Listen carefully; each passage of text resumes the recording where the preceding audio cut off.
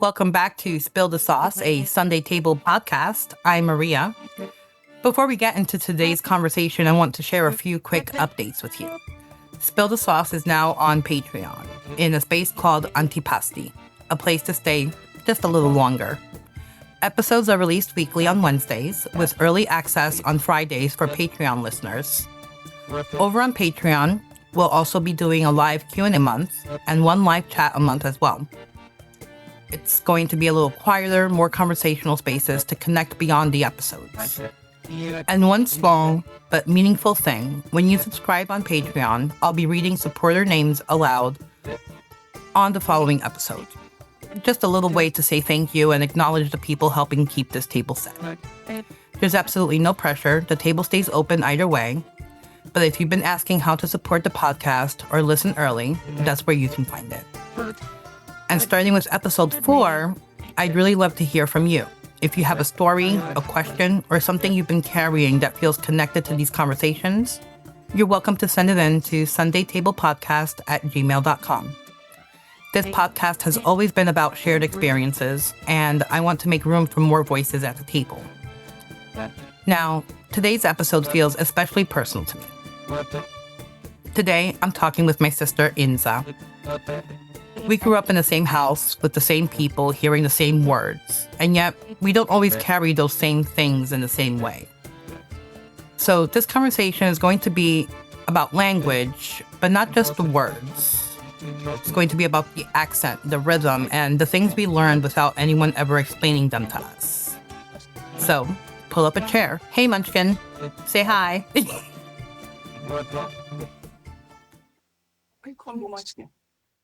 I will always call you Munchkin. And take your hands away from your mouth. I can't hear her. But I can hear my dog snoring.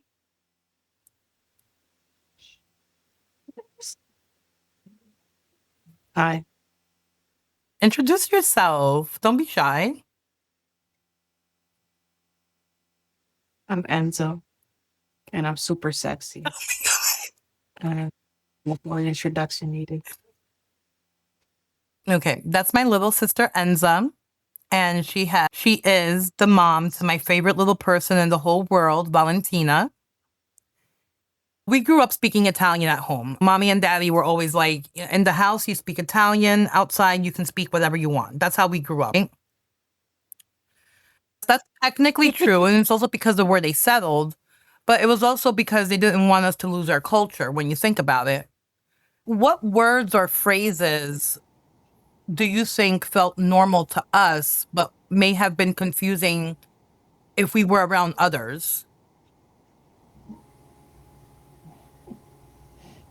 One word that I think is funny is the way I say hardware store, which is definitely not the right way, but it's been with me for forever. I say Ferrari. Ferrari, yes. So in Molfettese, and that's hardware store. I'm not entirely 100% sure how to say it in Italian, Either. which is okay. It's all right. We're speaking about dialects, what we speak. But I also say, You know what else? huh? You want to hear another one? Yes. That's super confusing when you go to Italy. Gambinetto. Yes. Between the north and the south, right? No, but barely, because some parts in the South don't use Gambino. Like the only person when I asked for after when I learned it was Bagno was Napoli. Everybody else says Bagno. Napoli says Gambinetto. And everybody looked at me like I was crazy every time I tried to ask for that. So it's super interesting, right? And that's like the culture shock from being in America and then going back to Italy and using what we learned at home and then just being here and speaking our dialect around other Italians too.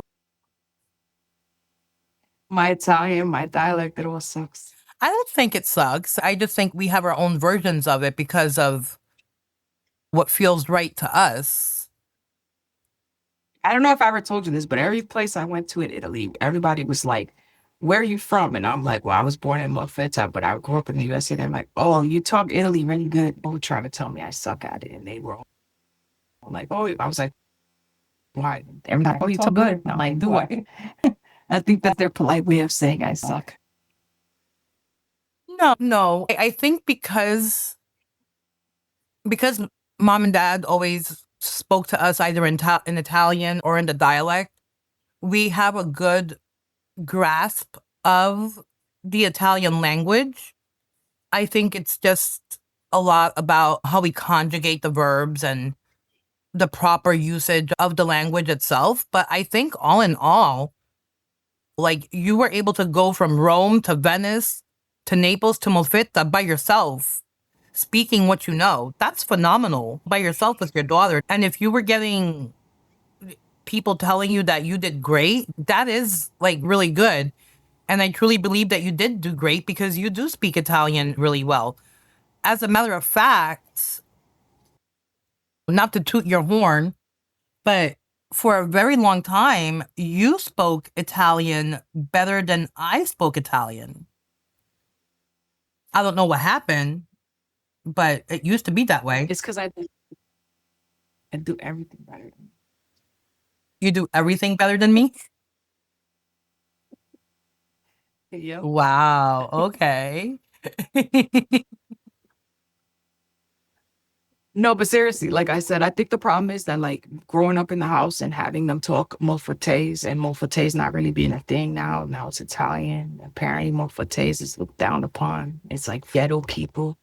And like knowing the Spanish and English and Italian and Molfettese, I feel like everything just becomes a jumbled mess and it's hard to figure it out. Like what you're trying to say without saying it in like 6 different versions. Yes, I'm constantly like stopping and trying to find a like an equivalent word for something that should just come to my mind eh, naturally, but doesn't. With Valentina, what are you doing? Do you want her to learn What Italian? am what am I doing? That sounds like I don't know what I'm doing. No, I don't want her to learn Italian. Aw.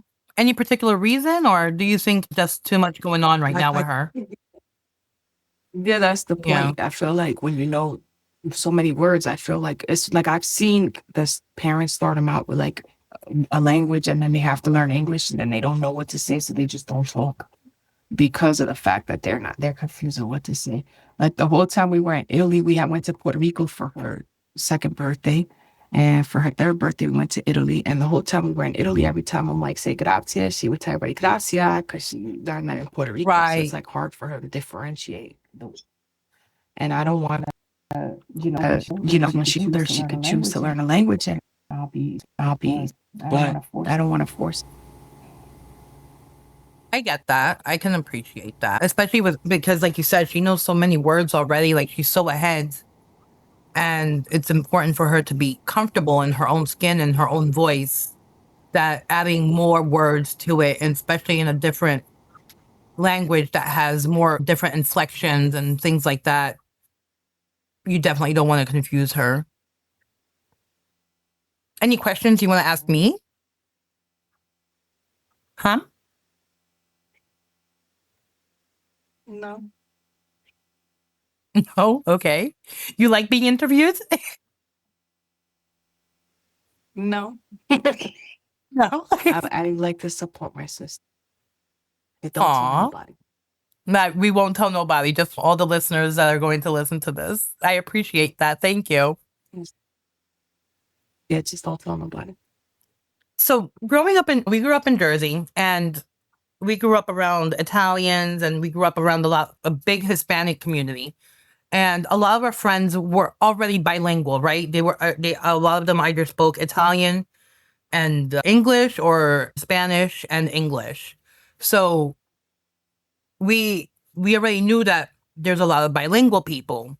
But was there any point, because you've traveled a lot more than I have.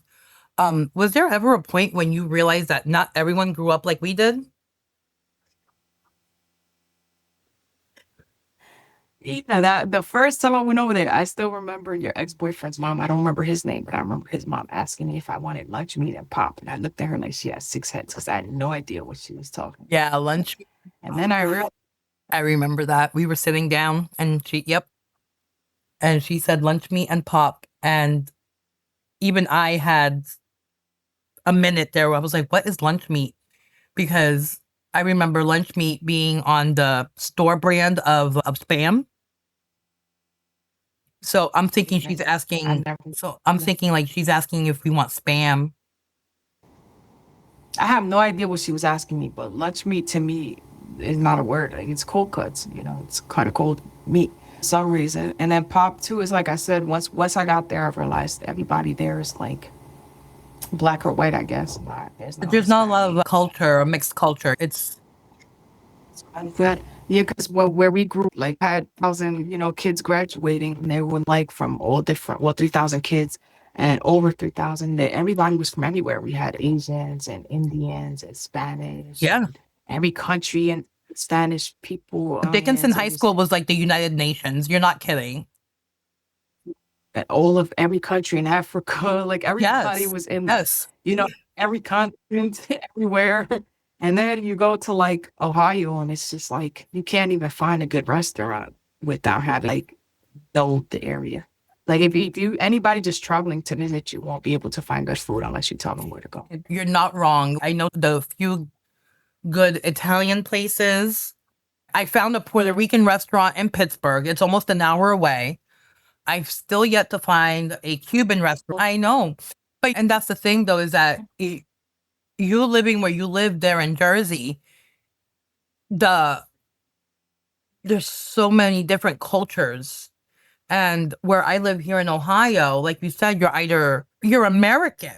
And a lot of them they do have different ancestry, but that's really all it is. It's ancestry. There's no first or second generation like us. It's fourth, fifth, sixth, like the knowing Yeah, of all the Midwest, like the West is just American.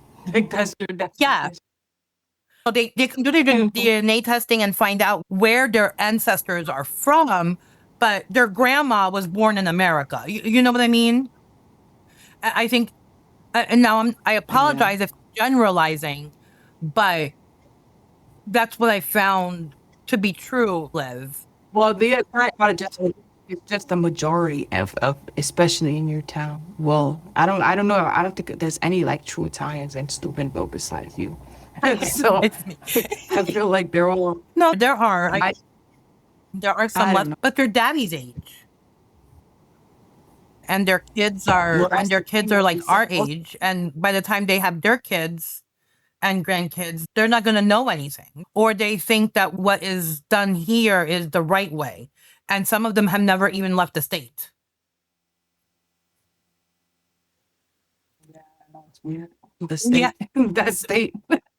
It's sad, but do you think you have an accent? Like an Italian accent? Jersey. No, I have a Jersey You have accent. a Jersey accent. You guys still have an accent? Absolutely not. Absolutely not. I hear it. Because I've been editing the podcasts and I hear the accent. Yeah, right. And it goes out of My what? mouth. It Not comes to out my. of my mouth. It comes out of my mouth. I have an accent. Listen, anybody who hears me talk knows where I'm from. If they hear you talk, they know you from the Midwest. No, no, Sometimes. that's not true. That's not true. And yeah, you're losing Italy, Marty. I'm losing what? You're losing. No, I'm not. I think it's because of working in corporate America. I've had to It's proper what? and having to speak proper. Yes, absolutely. It's called voice switching. And I've had to do a lot of that. And at school, I didn't have to because we literally all spoke the same. But at work, I had to. And when you're in a certain industry for so long, and I was in the marketing industry for over 10 years, I had to speak a certain way because And you could go to Wall Street right now and get one of those Wall Street guys to say, "Hey, what are you doing?" yeah, but that's a bro. That's a bro. Like you don't want to talk to a bro. If you're talking to someone about their reputation and how to build a certain campaign, you want someone that can speak to you in a way that you understand that's very proper, and I can do that. But no, my accent does come out. And when I come back home, My accent does come out. And you sound like those people in Ohio that try to fake the Jersey Was accents. I was doing that on purpose. Like I said that like they say over here. But I can definitely my accent does come out more. It comes out a lot more when I'm upset or when I'm excited. I definitely feel more comfortable speaking the way I normally speak around you because we grew up together. We have the same voice, we have the same accent. Why do you these things? No, we didn't. No, we don't. I don't even know you.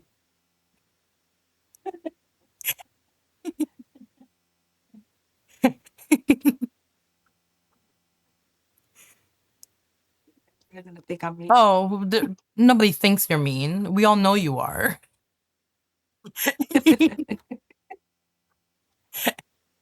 Did you tell me how I tell you I hate you every time we hang out? No, I haven't gotten there yet. Maybe we'll give them a snippet as we're getting done. What do you think? Let's see. What do you wish you knew more about our language and how we use it? Honestly, I wish I never knew multiplays. Like I wish I could just speak Italian because it was so confusing for trying to talk to people in Italy. It's so hard. I can see that. I can understand that. I wish I didn't know that because it's like I don't know which word to say. Like I don't know proper Italian. I can understand that. I mean, like I told you I had a hard time just asking. That could definitely get embarrassing. I totally get that. I totally get that. And let's see.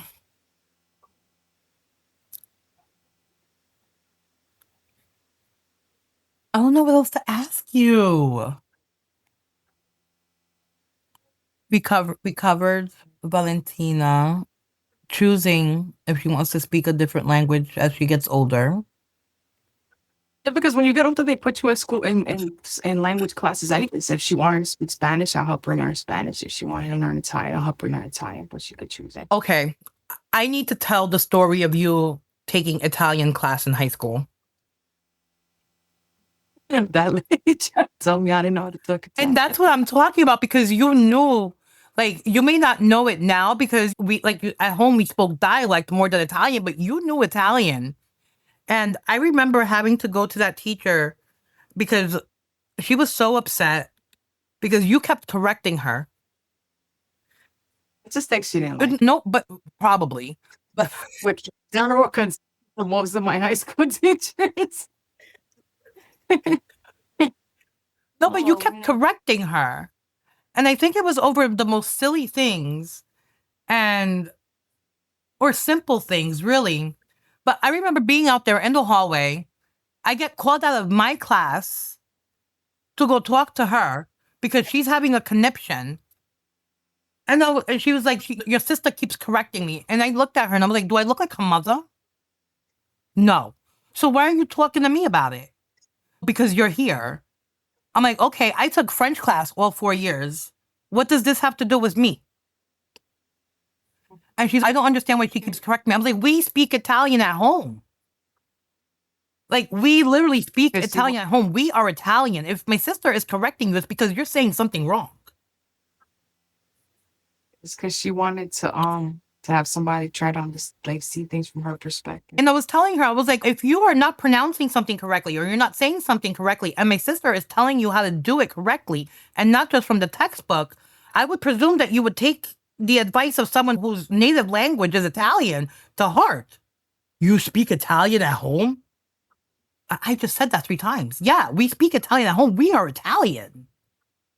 Our last name is not just a last name from 5 generations ago in America. Like, we are Italian. And one more time that you were because And you were born in Italy. We lived there for your first 3 years, my first 4 years of life. So we literally grew up speaking Italian. And your teacher was just so adamant that you do not correct her. And she brought out the textbook. She's like, it says it like this here. I was like, okay, but how are you saying it? I'm like, oh, but you're saying it. No, she was. You want to know what she was doing? She was saying the words, instead of saying it in Italian, the way it was written in the textbook, she was saying them in her own dialect. in a dialect that no one really spoke anymore. Because when her parents used it, when they came over here, it was the old dialect. Like our parents' dialect of Mofetes is not the same Mofetes dialect that is spoken now in Mofeta. No more Fates at all anymore because they like frown upon you. It's not, You know, nobody really speaks it anymore. they're all the all the dialects now are considered slang. They're no longer. Unfortunately, They're it's not sad. considered It's really like a sad dialect. too. Not really, because they want to unify the country where everybody can understand each other. Because truthfully, you go to like Napoli, you have no idea what they're saying. Yeah, but the Sicilian language, even though a lot of Italians say it's a dialect, but it's not. The Sicilian language is a protected language. And I really do believe that every dialect of each region should be protected still. But that's my opinion. Everyone has their own opinion on it. I think it's an important part. Well, Huh?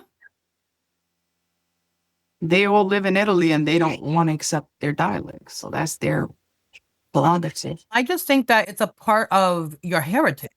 If but if the community wanted to preserve it, then they would. And a lot of them do, because when I went to Italy, I was like, oh, and then when I go hang out with the cousins, they all spoke Mofetese.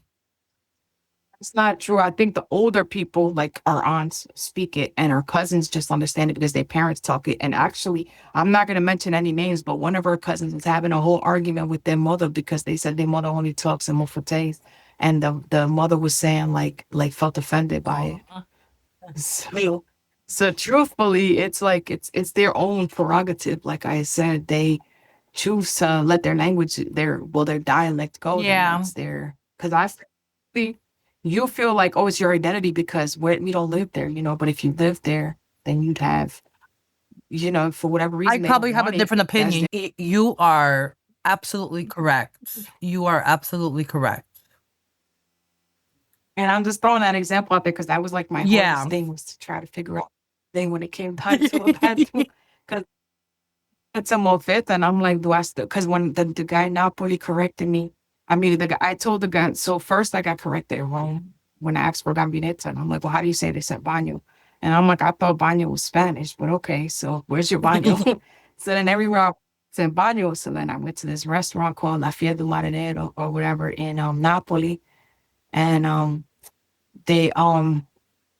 asked the guy, the server, I was like, oh, where's the baño? And he looked at me like I was crazy. So I'm like, gambinetto? And he was like, oh, yeah, it's downstairs.